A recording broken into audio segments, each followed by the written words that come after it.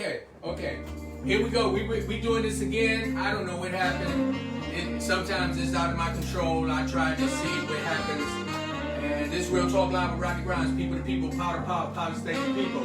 So bear with me. I'm hoping that everybody that was tuning in will come right back. Okay, come on. So,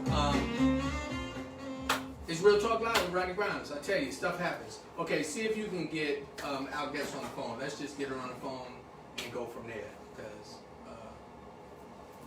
I not understanding. And go ahead and before you do that, let's see if we are live and see what's going on. We don't have control pretty much. Sometimes we're at the mercy of outside of our process. So bear with me. And let's see what's happening. We're going to see if this is working and if y'all can hear me, because we are doing everything the same. And I don't know. I think sometimes it's all about, okay, let's see. So can anybody hear me? That's what I need to know. Can people hear me out there as we are going through the program right now?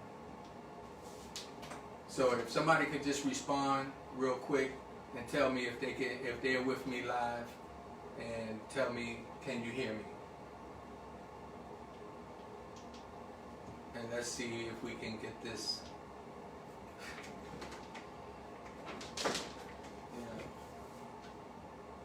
Okay, I'm still not seeing anybody, if they can hear us, if it's coming in live.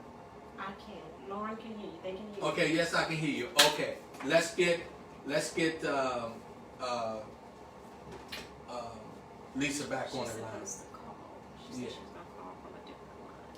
Yeah, so I tell you, all I can tell you is this: like, the devil's a liar. You know what? It's times like this. Again, you know, I have to do what I do, work with what I got.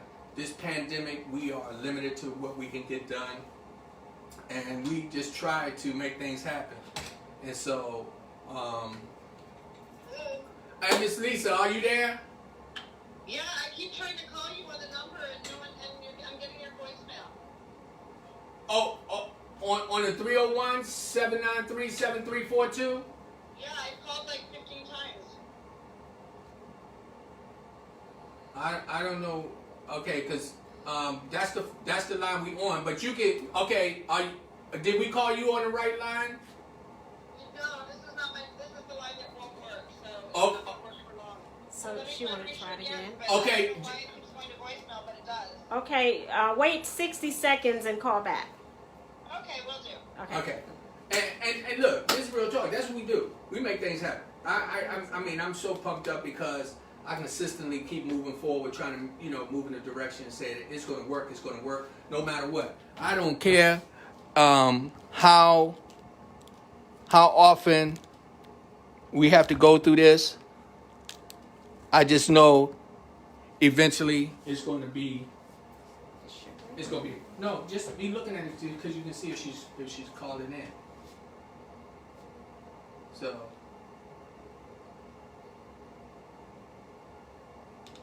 Please state your name after the tone, and Google Voice will try to connect you. Real Talk Live. Is that her? Why I don't know why it happened that way. It just happened. You know what I'm saying? You called him. No, I didn't do anything. So I hit the talk button and that's what happened. Hello? Hi, there we go. Oh, okay. All right. Okay. And then, Miss. Right. And then, you know something when stuff like this happens. Sometimes because we are dependent on other sources to help us with our networking that we don't have no control over, things happen. For sure. It's just life, Sometimes things happen, and that's part of the test of being human. Well, you know something, and that's something happened to me today that put me in that frame of mind that I got to remember that. sometimes you expect one thing to go one way and it'll go another. But the thing is to don't give up. That's it. Well, thanks for sticking back and finding me again here, Oh. despite the challenges. Okay. Actually, what they can do is they can actually see your picture. We have your picture up on the screen, and so again, I want to kind of continue where we were because they said they couldn't hear you, but I am so excited about you saying about you starting to dance at a later age. Yeah, sure.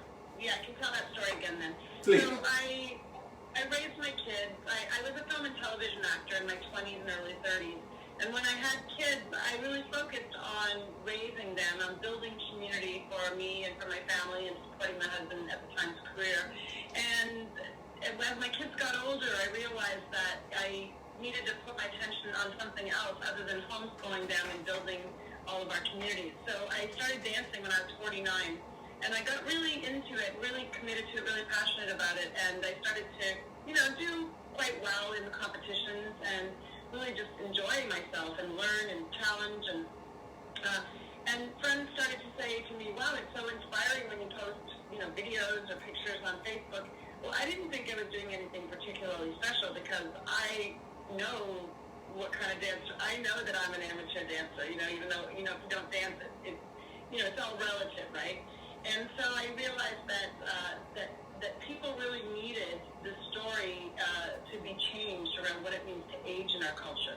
We have a very strong narrative in our culture that says once you're 50 or old or whatever it is, but often 50 is the marker, you are done. Your usefulness in the society is complete, and it's too old to do things that are new. And so I realized that this is a story that no longer applies because we are now living to much older and in a much healthier way. And so I started to look at and be committed to helping people see that there really is no too late or too old, but that it exists in our minds. And so I, along with other people like yourself and many other people in the world who are essentially saying it doesn't matter when you start, just start, to rewrite that cultural narrative. And so that's a little bit about my dance journey. There are lots of other things I could say, but I'll leave it there so you get it bored in edgewise. Okay, and also you're an actor as well. I was a film and television actor from when I was about 23 till when I was about 33, about 10 years. Okay, I should have said actress. That is the. No, I watched it actually. Yeah, and so and also you're a coach, a speech coach. Yeah, I have a speaking training that's based on my background as a film and television actor. So it's based on skills that are taught in theater school to actors, and also, especially now that we're on Zoom most of the time, film on camera technique that I learned as a film and television actor. So yeah, my speaking training is based on acting skills, and the purpose of it isn't so much like acting. The purpose of it is that people find their story and share their voice and make a difference in the world, because I believe that now is the time more than ever for women and people of color and anyone with a marginalized identity to speak up and show up and take up space and tell our stories, because this is the only way that the world changes if we take the risk of speaking up and showing up, even though sometimes it can be challenging to do so. So that's the focus of my speaking training. And as I spoke to you the other day, most definitely I'm interested in doing so because I am actually coming to the public, so I want to enhance my skills as well. But what really inspires me talking to you and knowing what you're doing is the fact that anybody can start doing anything right now. It's not like it's too late. So exactly. And so, and you also said, which I many times tell people, everybody have a story. Yes. So being in that, and when people think about some of the things, sometimes people think about their story is not that important. But everybody's story is important, because it's somebody out there that goes through the same thing that another individual go through when they think they're the only ones who had that experience. I think that is exactly true. Is many people have the sense of, well, who am I to tell this story, or someone else is already telling it, or no one really cares, it doesn't really matter, it doesn't really mean much. But exactly what you said is true, and that is that everyone has a story, especially if you've lived any length of time in your life. You have life experiences and skills and information, knowledge, and wisdom that is uniquely yours. And even if it's similar to someone else's, your story, your version of that story is going to be told in a different way from the way, another person tells it. And the way that you tell it is going to land with someone out there in the world. And you and I, we connected through Miss Rachel Pope, and Miss Rachel Pope and I connected on TikTok. And I think TikTok is a perfect example of that, where there are billions of people on the platform, and many of them are wanting to communicate, tell their story, to get on the platform, to make videos, to create content.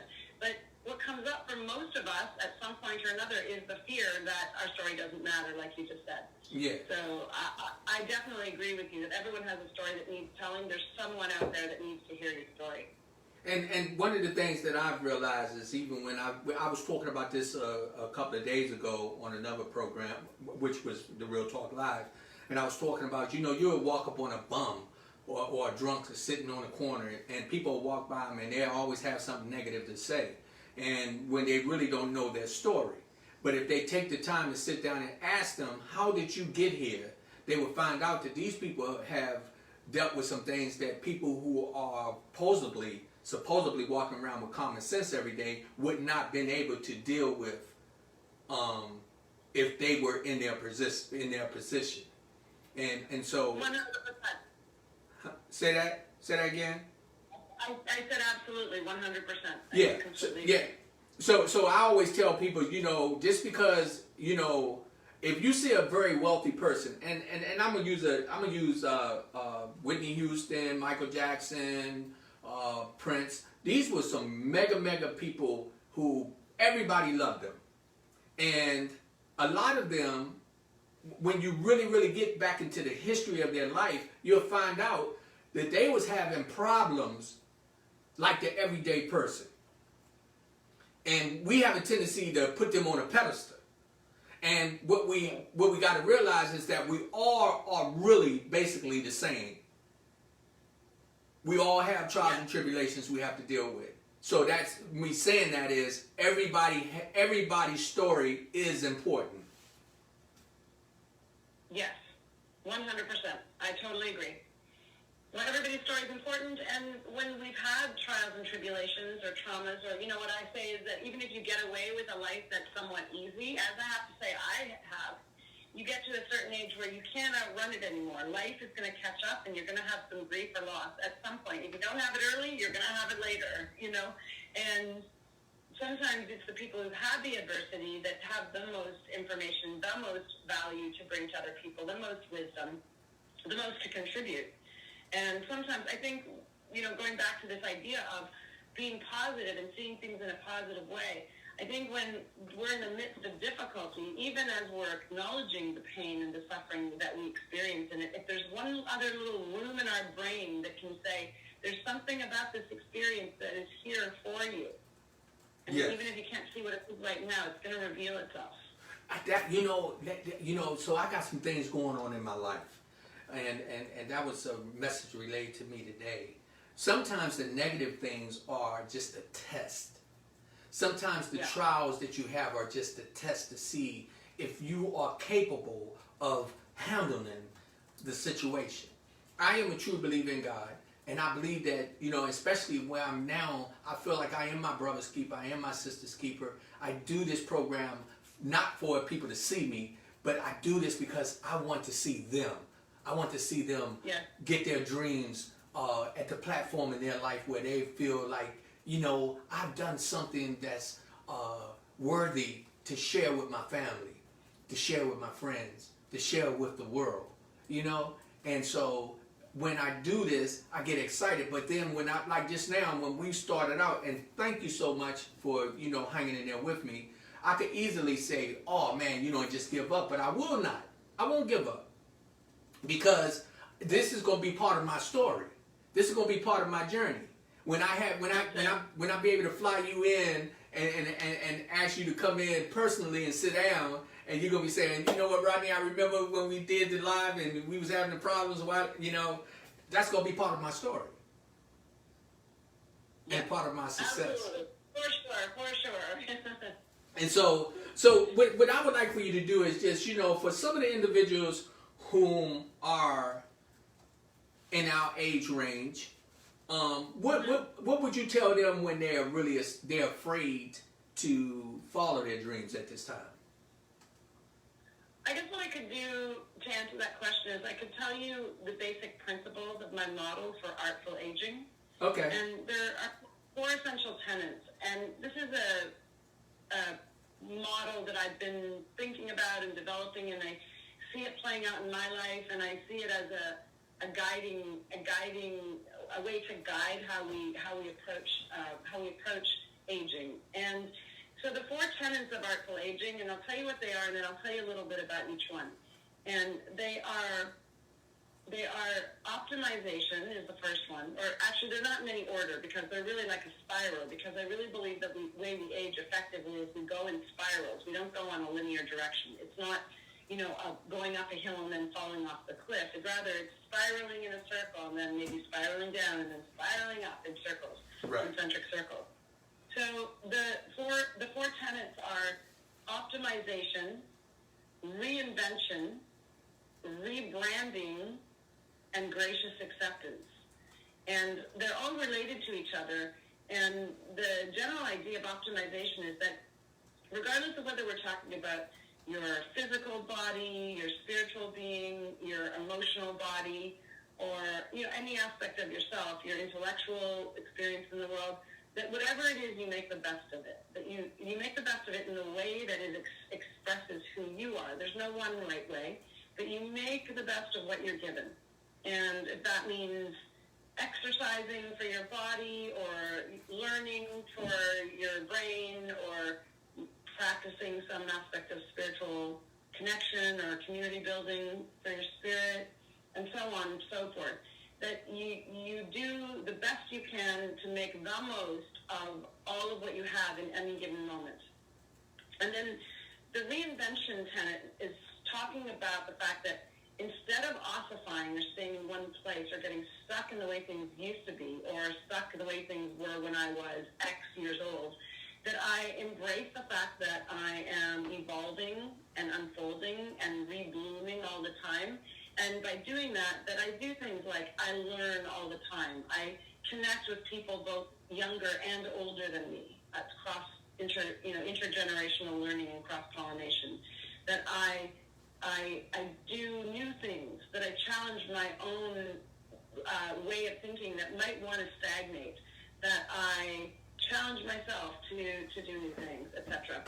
I'm constantly reinventing myself and seeing that I'm not on this trajectory where at a certain point I go over the cliff and I become too old, but rather I keep on reblooming and reinventing myself like a perennial. That a perennial flower dies at the end of the season, then it reblooms again.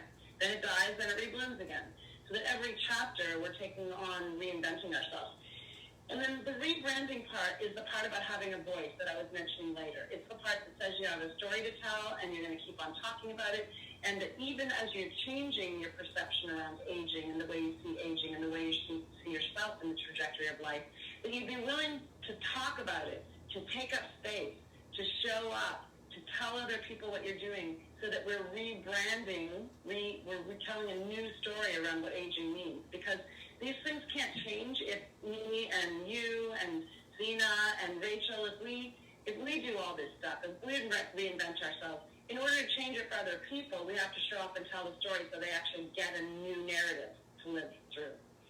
Until then, they start to do it and model it for people too and speak about it also. And then the gracious acceptance part is the fact that no matter how much you can celebrate all the positive aspects of getting older and do it in an artful way, eventually, like you just referenced, Rodney, something's going to happen that's going to catch up to you that you're not going to like, that you're not going to want, that you never asked for, that you don't want. And to whatever degree you can optimize or mitigate it, fantastic. And then the rest, it's all about gracious acceptance. Yes. Finding a way to find the silver lining in it. So So those are the 4 tenets of artful aging. And I just love that. I mean, I'm hoping that the audience that's listening take what she just said and use it to benefit you and give you the courage to know that it's not too late. And it's you can get to a point where if you want to write a book, it's the time to do it right now. If you want to act, what I'm loving about this pandemic is that people are being so creative, and as you say, they are able to reinvent themselves. But actually what's happening is a lot of them are not reinventing themselves, they're really getting to know themselves.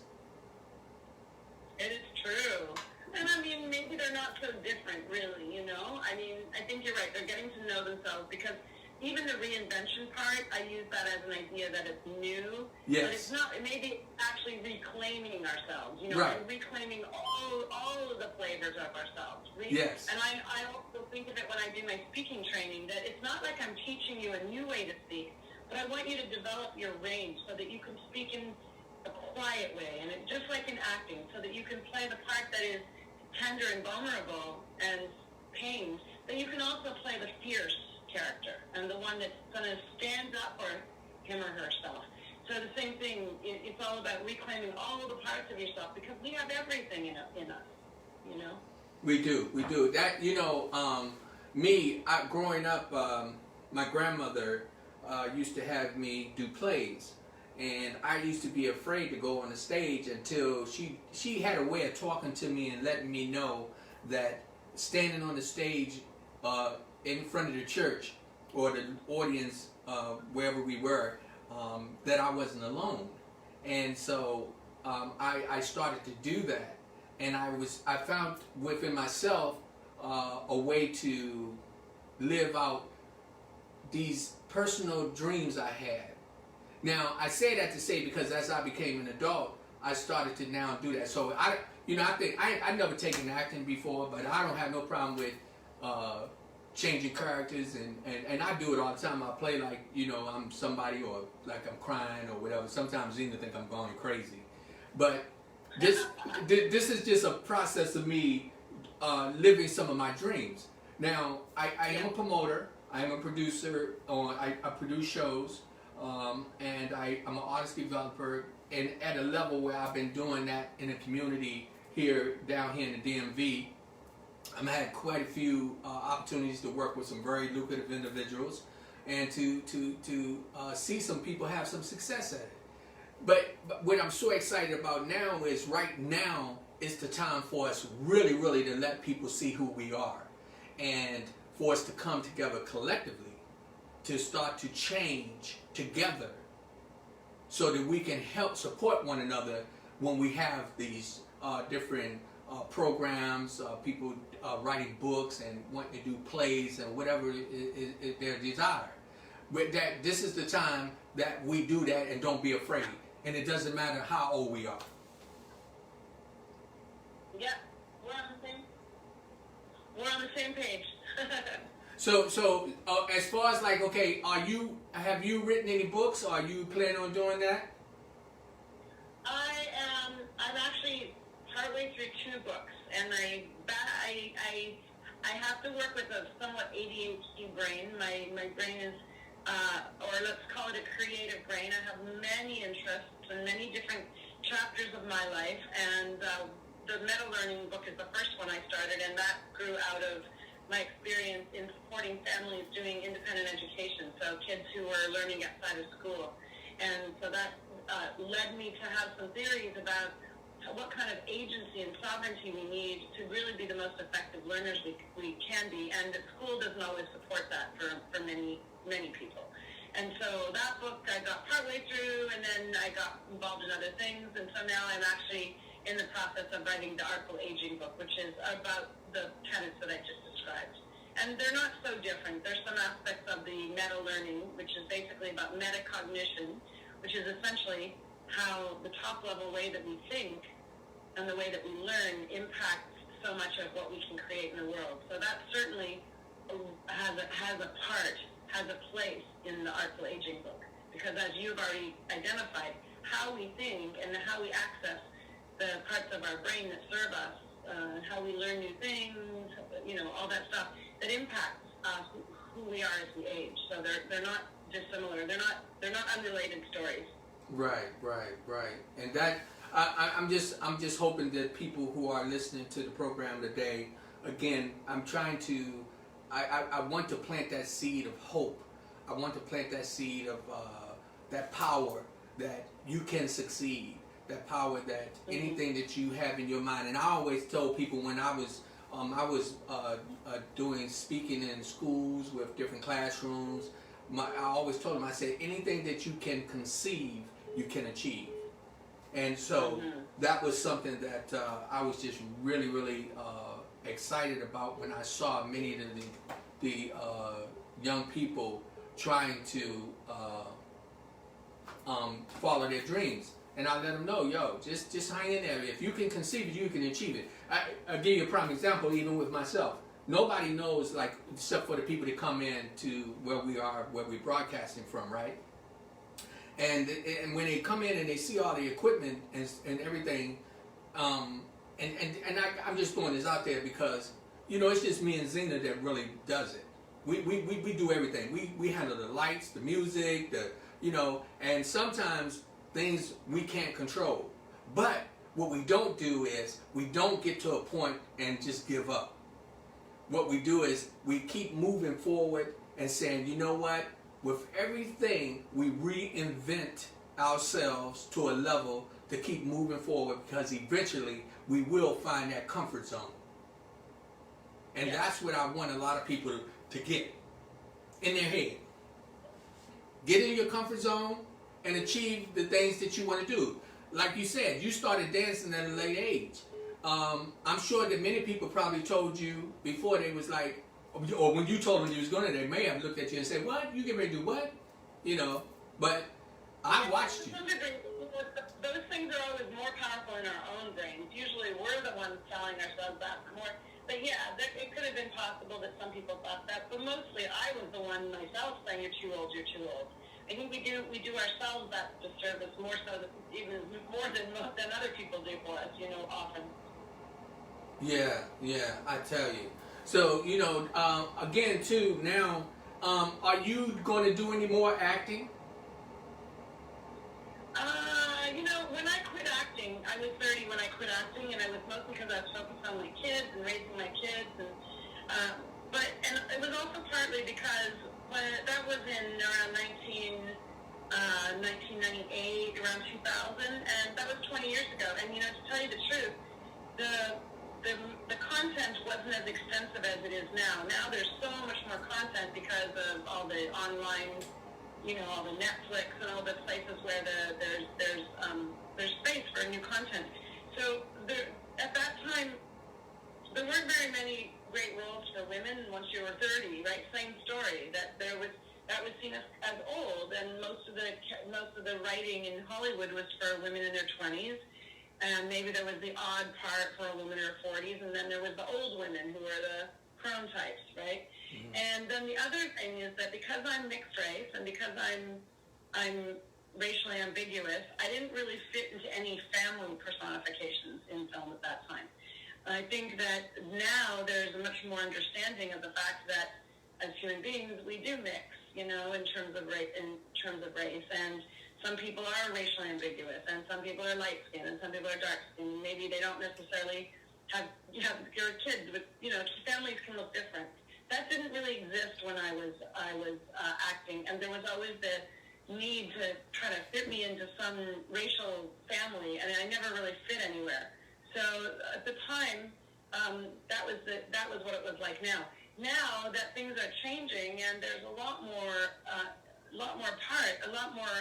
interesting parts, especially for women who are in their 40s and 50s and even 60s, and there's much more of an understanding of racially ambiguous people in the world. I have been thinking that I might go back into acting and do some more work in film and TV. Yeah, and I mean that I'm loving where we are, where we're going into the future with a lot of the young people who are not looking at the color of your skin, but they're just looking at you as, you know, you're a person, you know, and it's a woman, it's a man, you know, or it's man, woman. I mean, we're to a point now that we're getting to the point we're not trying to segregate each other, and we just let it be, you know, and accept people for who they are and what they are. You know, I don't know if you saw that. It's a little ad where the little white boy and the little black boy are walking down the sidewalk and they holding hands. You know, they was running to see each other, and they was talking about. Oh yeah, that's so cute. Right, and that's what we should be in this time. We should be just like that, because for real, both of them, they just know all in them. They just see friends. You know, they see each other and they see, that's my friend. They don't see the color. They don't see the difference in size or none of that. And it's funny, as we get older, we start to make that become an issue, which then start to complicate the enjoyment of life. And so, you know, a lot of times, you know, for women especially, and women of color, women period. I mean, I'm looking at, and sometimes we don't really think about the struggle. We can put it on a racial thing, but let's not put it on a racial thing. Let's put it on the fact that from male to female. It was, at one time, the males were dominating the world. They were dominating and not giving the women their proper positions to show their skills. But we got now women that are making serious changes. And now we have to hear and listen and accept them, so that they can now help us develop like they do. You know what I mean? And so I said all that to say, you know, we've got to be open-minded and look and accept everyone for what it is. I told someone the other day, I said, if it was an accident and somebody bled all over the sidewalk and you didn't see it and the body was removed, you wouldn't know who the person was. All you know is that you would say, man, that's blood. You wouldn't say it's a white man's blood or a black man's blood or a woman's blood or a man's blood. You're going to say it's blood. And when you look at it, if you come at it just like that, it eliminates all the other parts, all the drama. And then you'll be able to accept it for what it is. You know, it was an accident, something happened, and it's irrelevant who it was. Just at that point, we'd be saying, I just hope they're okay. To look at the goodness of it, take the goodness out of it, and keep moving, and which would make us positive and make it so that we give that energy back and forth to each other. But so were you born in this country? No. I was born in Toronto, Canada, and I lived in Toronto, Canada until I was 30 when I moved to LA. Oh, okay. And I've never been to Canada. Is Canada much different from here? At the time when I lived in Canada, I didn't think it was so different, and then when I moved here, I was shocked at how different it actually is.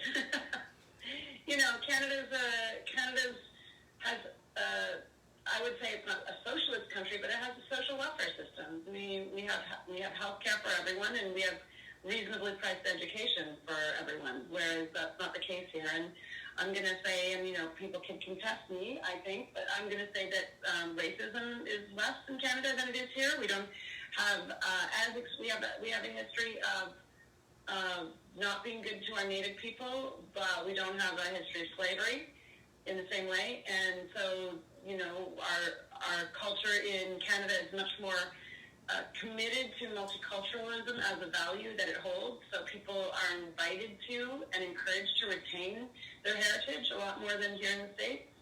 So it's quite different, and it's colder too than where I live. Yeah, I talked to a young lady the other day who's now here by way of living in Paris, and she was born in Ghana, and she lived in Paris for a great period of her. And I asked her how was it there for her, and she said, to be honest with you, it's a lot different. It wasn't so much the racism and stuff like that. She said the fashion was off the chain. It was just, she said it was just a whole big difference.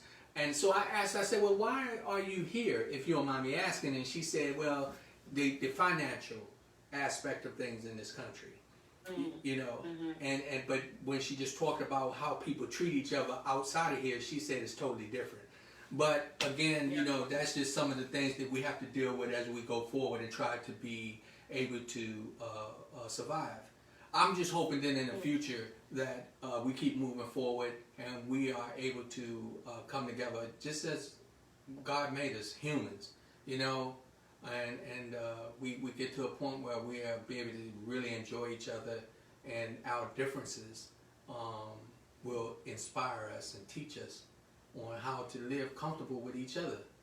I was in the Marine Corps and I traveled overseas in quite a few different places, and I just got a kick out of it. I really did. I enjoyed learning their cultures and seeing how they were doing things.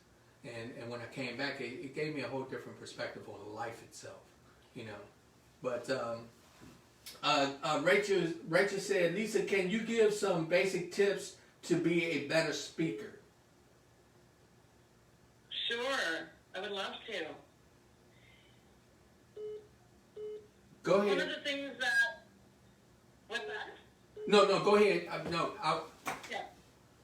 I was just thinking, I don't have a visual, you're only hearing my voice, so it's a little bit different than if I was on camera, but, so I was just pausing for a second to think about what specific skill sets might be most useful to share. And I'm going to go with one of the things that is, for me, most critical and has the greatest opportunity for transformation in speaking.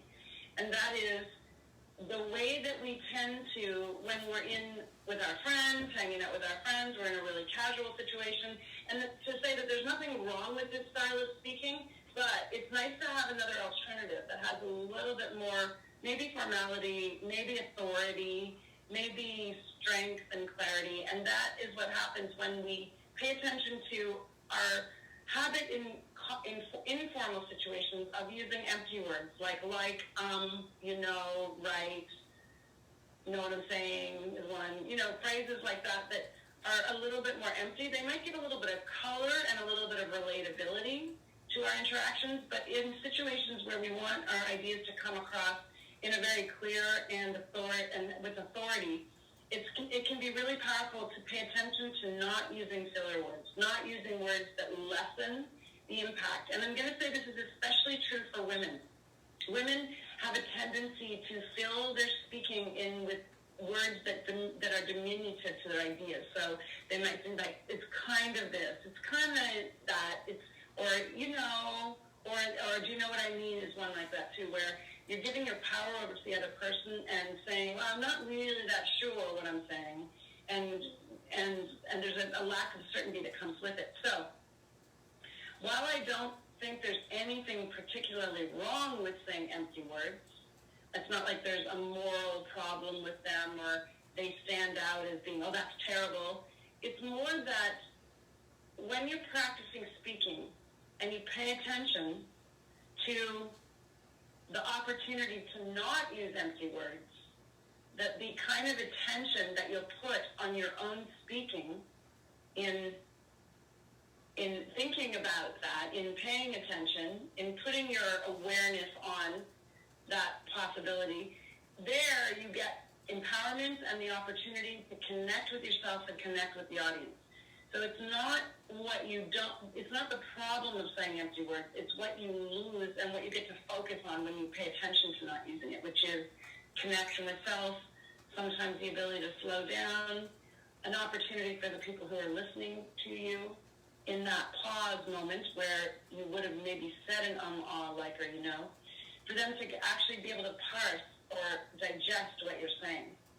Right. Does that make sense? Yes. And actually, while I'm listening to you, so even with myself, right? I remember when we were in high school, one of the times we would take the dictionary. It was kind of game. We would go to the dictionary to try to find different words to be able to change our vocabulary, right? And so when we would come to school the next day, we would find different words we could use in a conversation. And the funniest thing is some of the words we would come up with, we didn't, the other person didn't understand. But the power of the word was amazing. That, as you were saying, like when you just using like or okay, may, you just using filler words, that has a tendency to break things down a little bit. And people have a tendency to not really absorb it when you can use one word. Like I learned the word back then, it was fastidious, right? And and so I remember coming, I said, I was saying, yeah, man, why are you acting so fastidious right now? And the guy was looking at me, he was like, okay, Rodney. But the power of the word itself it took it to a different level, Yes. So that's what even me, I'm hoping that as I continue to read and educate myself through the knowledge that I receive from different people's books, that I also will enhance my vocabulary and my way of being able to translate information, that it will really empower people and take them to a point where they take my conversation very serious. And, because that's important. Absolutely, yeah. I think you just hit on it exactly. And you're also referencing this other piece that's super important, and that is that when we are walking through our world in a way that has with the intention to consistently grow and learn, there's something that's really, first of all, fun about it, empowering, inspiring, it's engaging. There's so much for us to say, hey, I don't want to just stay the same person I was yesterday. I want to consistently stretch myself and learn new skills and learn new words.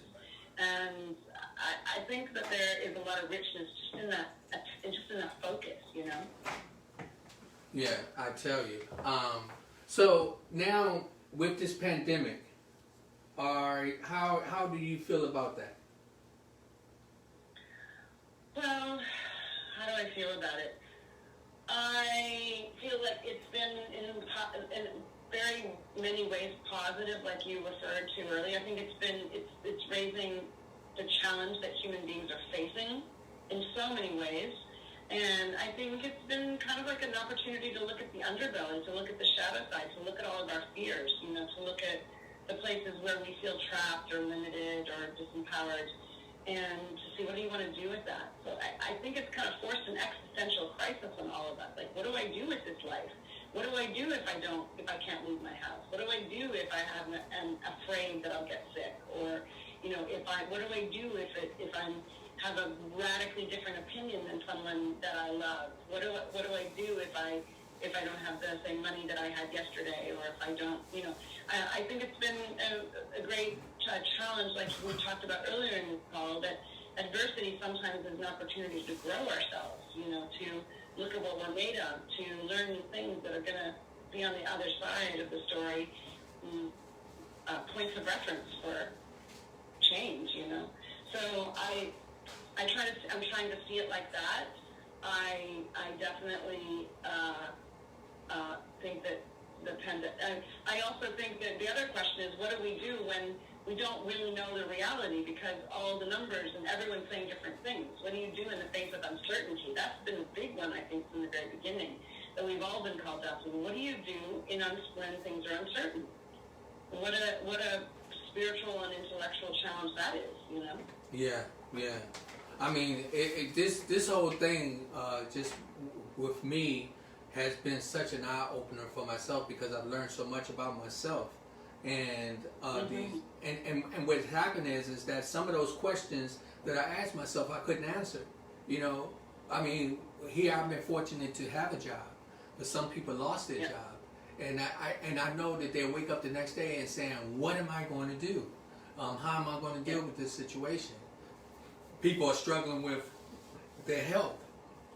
A lot of people wasn't taking it serious about eating right and staying healthy, but now they have no other choice, because they're saying that if you have a low immune system and you're not taking care of yourself properly, you're prone to catch the virus. And so, you know, this making you really have to really evaluate, you know, who you are, what you've been doing, how you've been doing it, and start to be prepared to try to answer some of those questions that you never was prepared to answer. Yeah, exactly. So many opportunities for growth in that, you know, both in terms of taking better care of ourselves, but also managing the question marks that, you know, we have to look at ourselves. But in some ways, we're just carrying on life as normal and in a kind of unconscious way. And I think that this has been, in many ways, a wake-up call on so many levels for all of us. Do you come from a large family? No, I don't. I just have one sister. Oh, okay. And is she here in the United States? She is. She's in upstate New York. Oh, okay. Yeah, so I tell you, it's just right now, I sit back, and when I wake up in the morning, now I wake up very grateful. First thing I do is I just thank God that I'm able to see another day. And now also, I want to have a purpose other than just, you know, just getting up, going to work. You know what I mean? I want to have a purpose that benefits another person. Oh my gosh, absolutely. You know, it's funny because my dad went through that. My dad's 82, I think, and 82 or 82. And he went through a very, very challenging time after when he was sheltered in place. You know, he wasn't seeing anybody. My mom died a few years ago, and he was very isolated. My sister, he's in Canada. My sister and I are both in the States. Couldn't go out, and you know that's not a very good thing for our mental health, right? And I think that it pushed him in a direction that was very difficult. And there were a couple months there where he was really struggling just to stay sane, you know, I'm gonna say, and to not be in panic. But the thing is, on the other side of that, when he came out the other side, I think he had exactly what you just described, which is a sense that I don't know how much longer I'm going to be here, but I want to make sure the time I'm here is of use. Yes. You know, that I'm a good person, that I'm developing myself. And I think in some ways he didn't really see that piece before, like kind of going through this stage, this period of time where all was in question and mental health situations were tough, pushed him and many other people, I think, up against an edge. And when we're pushed up against an edge, we have the opportunity to say, am I going to crumble and just fall apart, or am I going to rise up and see if I can make something positive of my life? My mom is 89 years old, and just recently some major changes went into her life. So, and I was talking to her, and she was really bothered by them, and it was part of, you know, where she is right now, and it made me go back and think, you know, how do I transition from, I'm 60 years old, and my mom is 89.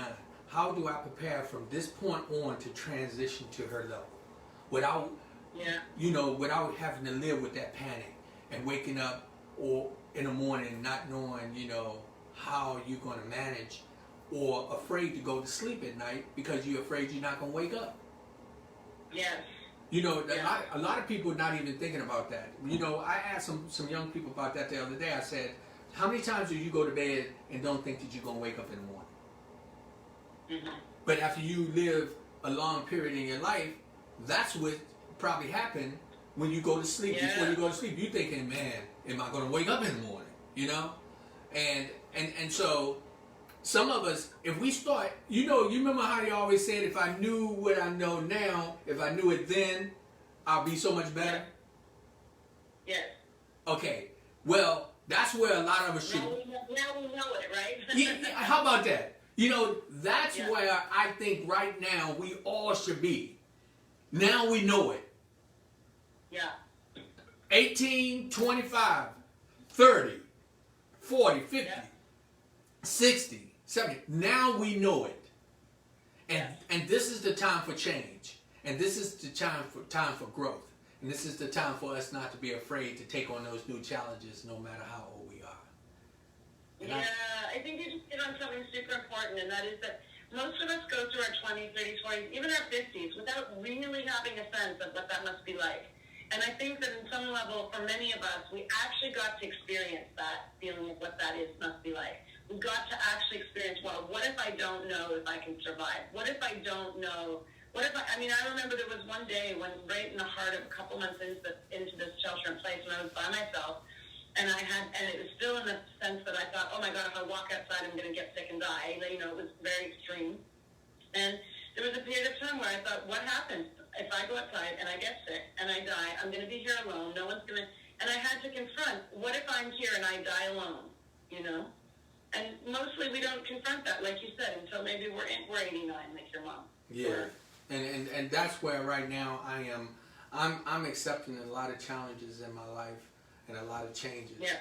And I'm at a point right now. It's something else. I had something to happen today that also took me to a level where I'm not concerned too much about the outside energy that doesn't support me. Now I'm concerned about the energy that I have in my heart, inside of me. Yeah. You know, I can't let the outside energy define who I am. Right. And to a point where I'm going to be afraid to finish my book or to follow a dream that I wanted to do. You know, it's just to a point you just got to come to the reality of you're not promised tomorrow, and you not saying that you don't prepare for tomorrow, but you're not promised tomorrow. So live today as almost as if it's your last day. So that means doing all the things that you want to do. Say the things that you want to say. Tell those people that you love them that you love them. You know what I mean? Yeah. Because after they're gone, or you in that position where, you know, like my mom can't get back at 50. Okay? So I look at her and I be like, man, and the one thing is in my family we have longevity. So my grandfather, he lived to be 91. I had quite a few of my other, one of my grandfather brothers lived to be 102 or 103. We had another one of the aunts lived to be 105. And so, you know, it's just right now is the time for people to say, yo, now I know. Now I see it. Now I can make a change. So go ahead. Yeah, I was going to say that I think that there's a couple of different elements. There's one, that big part that you're talking about, where we have these big existential realizations of, oh, I need to, you know, tell people I love them, and all the kind of things that are the big pieces of life that we're encouraged to take on. But on the other side is also true, which is there's a part of this experience that I've had from this pandemic that has been a little bit like on the smaller things, the things that now I think, now that I've sort of looked in the face, this idea of what if I don't know what's going to happen in the future, and what if I don't know if I'm going to live, and I don't know if I'm going to get sick, and I can't control all of these things, and I might not even see people, and I might be alone. After I've already looked those things in the face, there's another part of me that sees all the small things that I've given myself grief about or that I worry about, and part of me thinks, does that really matter? Who knows what's going to happen? So this small little thing of whether I do this or I do that, it really doesn't matter at all. So I have a different perspective on the small things too. Well, you know, I want to ask a very, very, very big favor. Would you promise to allow me to have another session with you in the future? Sure. Yeah. You mean on the show? Yes. Yeah, for sure. Let's check back in sometime when you know everything's different. Actually, you know, it's funny. Like some of the programs I have, it's like when I'm just doing stuff and it's not, I don't consider it to be like at a certain level. I don't have no malfunctions. When I have very prominent individuals on and stuff like that, for some reason I get all these glitches. And I can't blame that on anything other than the fact that, you know, it is what it is. I don't know why. You know, I had my sons on the program a couple of weeks ago, and one of my sons who live in New York, he came down here to the Washington, D.C. area, Fort Washington area. And me and my wife, we had prepped everything the night before and checked everything. And when we started to record, we started having all these glitches. And it was just funny, and I was like, man. So I say that to say, you know, I don't let that to deter me from moving forward. And you are very, very powerful with a woman with a lot of information. Your energy, I just love it. Just listening to you. And I got quite a few things from what you said, even as far as even about me being a much better speaker that I'm going to focus on. And so, Oh, great. yeah, so I really, really would like to be able to have an opportunity to get you back on. We are actually in the process again where we're moving forward and making changes to get a little more help. Being during the pandemic, we have to be very careful, but at the same time, we are trying to just get a better system going so that we don't have these glitches that will cause disruption in our program. And you being a professional individual, you know, I know that your time is valuable, but the information that you share is valuable, and I appreciate it so much. My pleasure, and I would love to do it again in the future. Okay, so what's going to happen is that we getting ready to shut down. You get the last word. So anything that you want to say to help anyone, and that's including me, I'm listening. I want to say that there are often voices inside of our heads and outside of our heads that would have us believe differently.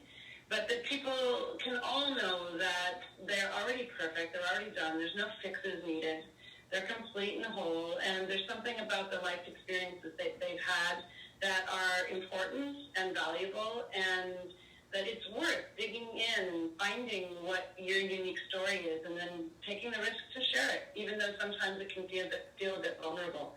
That in doing so, when you speak up and you share your voice and your perspective, that you have the possibility to really change the world in some small or large way. I thank you so much. And this has been a real serious opportunity for me to kind of just think about some things that I'm going to change. So thank you for joining us. For everybody that tuned in earlier, it's Real Talk Live with Rodney Grimes. And this is Miss... Hey, pronounce your last name again, because I ain't going to mess it up. Pronounce your last name. Yeah, Lisa, Betts-LaCroix, like L-A-K-W-A, LaCroix. LaCroix. I love that. It actually sounds like French. It is French, yeah. Yeah. Okay, LaCroix. Do you speak French? I do, not very well, but I do speak French, yeah. Yeah, c'est plus difficile, mais parce que n'a pas une opportunity pour practice, so it's not very good. and see, I learned a little bit. Like I can say bonjour, comment allez-vous, and Comment allez-vous? Je m'appelle Lisa. and très bien, merci-vous. Right. So I took a little bit, so I can speak a little bit, you know, just a little bit, just to get somebody to turn around and say, he don't know what he's talking about. Rachel said, Lisa, could you give advice for people beginning to use social media to do live video and they are nervous? What tips could you give?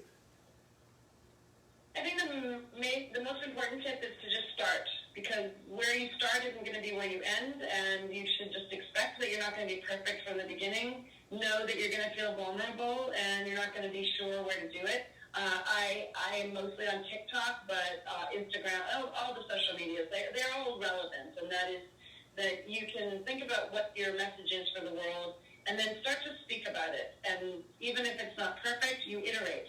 Think about and here's a very practical tip, I'd say. Whenever you want to share something, one of the simplest things to do is think in terms of threes. Think in terms of 3 tips or 3 ideas, just because it's a number that our brains can process, and then we won't necessarily be winding our way through our topic. But if you think about any question, like, for example, how can I be a better speaker? You can think, okay, well, the first thing is to know your story. The second thing is to surround yourself with a supportive audience. And the third is to start talking now and fix it as you go. It's sort of a framework that we can wrap our minds around and that people can actually comprehend. So think in terms of dreams and just begin. And you know what? I take that advice 100%. A lot of people probably, see, like I said, I'm going through the glitches here and there, and I'm constantly trying to better myself as I go forth. But, I learn from each audience, from the audience and from each one of the guests that I have. Thank you so much, Lisa. I send you peace and blessings. And I definitely, we're going to, so Zena's going to be calling you. So when you see her calling, that's going to be us trying to get you back on. Please forgive me for our glitches today. I'm just really excited to sit down and talk to you some more and get some more of that knowledge that you have that will help me become a better host on Real Talk Live. No apologies needed. No apologies needed. I see that we're on the same train of, constant iteration and improvements. And anyway, like I say, you're already done. You're already perfect. It's all good. So thanks for having me. I appreciate the time. It's been just a pleasure talking with you. Okay. You have a good evening. It's Real Talk Live with Rodney Grimes. People to people, power to power, positive people. I love you. I send you peace and blessings. And I ask everybody, just stay safe and stay focused. And remember, let go and let God.